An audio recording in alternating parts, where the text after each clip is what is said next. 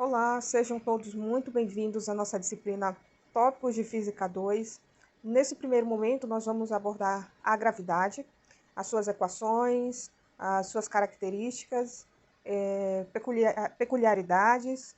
Mas antes de mostrar para vocês as equações e como elas funcionam, eu vou mostrar para vocês a simulação de como funciona o vetor força e como que se comporta a massa em relação a um campo envolvendo essa massa. Nesse primeiro momento, eu estou mostrando para vocês aqui na tela uma simulação de cargas elétricas. Mas o que carga elétrica tem a ver com campo gravitacional? É que tanto carga elétrica quanto campo gravitacional possuem uma equação muito parecida, são equações muito similares, a única coisa que muda é a característica peculiar da carga ou da massa envolvida. Então, se eu pegar uma massa qualquer e colocar aqui no centro, eu vou perceber que vai gerar um campo elétrico ao redor dessa carga elétrica.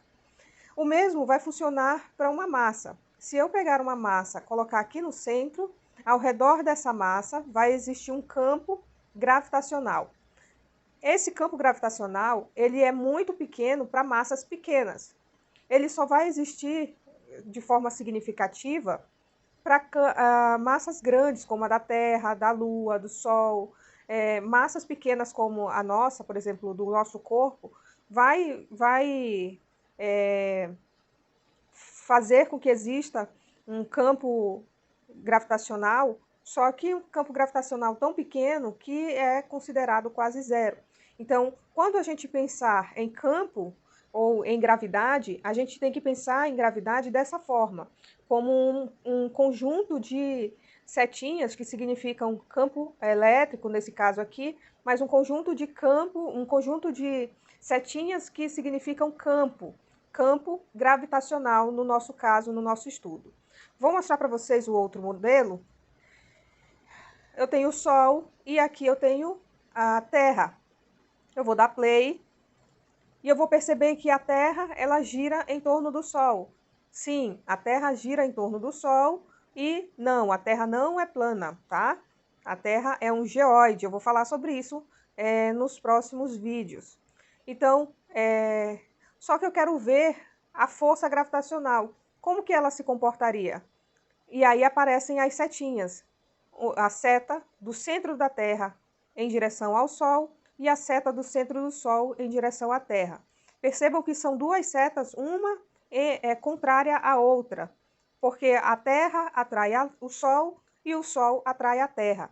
Aqui, nesse caso isolado em si, chega até a ser a terceira lei de Newton, ação e reação.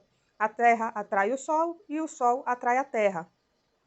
No entanto, pode haver a existência de mais outras massas, e aí a gente vai precisar de equações mais bem trabalhadas para entender o fenômeno em si, de forma matematicamente falando. Se eu colocar aqui o caminho que a Terra percorre em torno do Sol, vai aparecer a trajetória da Terra em relação ao Sol. Então, o que é importante aqui? Qual o objetivo de mostrar isso daqui? O objetivo principal nesse momento é mostrar que existe uma força uma força de atração da Terra, do Sol em relação à Terra, da mesma forma que a Terra atrai o Sol. Então, os vetores estão posicionados um ao contrário ou em direção ao outro, porque um está em função do outro, um atrai o outro, e assim por diante.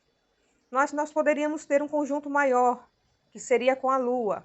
Então, a Lua fazendo a trajetória dela em torno da Terra e a Terra fazendo sua trajetória em torno do Sol. O sistema, melhor dizendo, o sistema Terra-Lua fazendo a sua trajetória em torno do Sol. E aí fica essa conjunto de trajetória muito bonitinho, parece uma florzinha, mostrando como fica esse sistema em torno do Sol por conta da gravidade. Por enquanto, era isso que eu queria mostrar para vocês no simulador, e nós vamos passar agora para a parte teórica em si, e eu tenho certeza que vocês não vão esquecer desses modelos que eu mostrei para vocês, porque a gente vai estar trabalhando a matemática, mas lembrando do modelo que eu mostrei para vocês. Eu acho que assim fica mais fácil, fica mais coerente, fica mais visível e de forma até mais significativa para se trabalhar. Então, até o próximo vídeo, onde nós vamos estar trabalhando a matemática em si e alguns aspectos teóricos da gravidade e dessa relação das massas em si. Até o próximo vídeo.